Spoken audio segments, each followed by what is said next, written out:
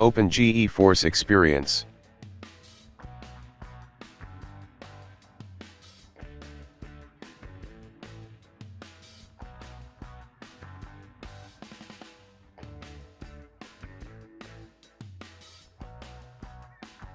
Open Driver tab.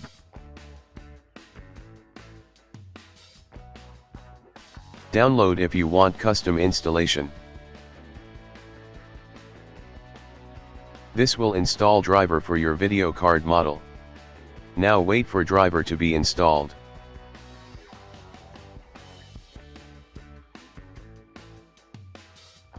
After install, restart to finish a installation process.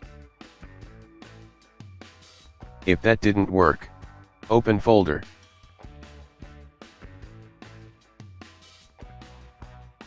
Go to document.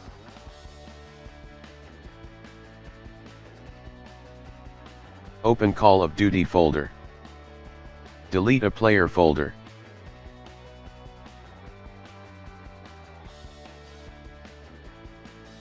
Now launch your game.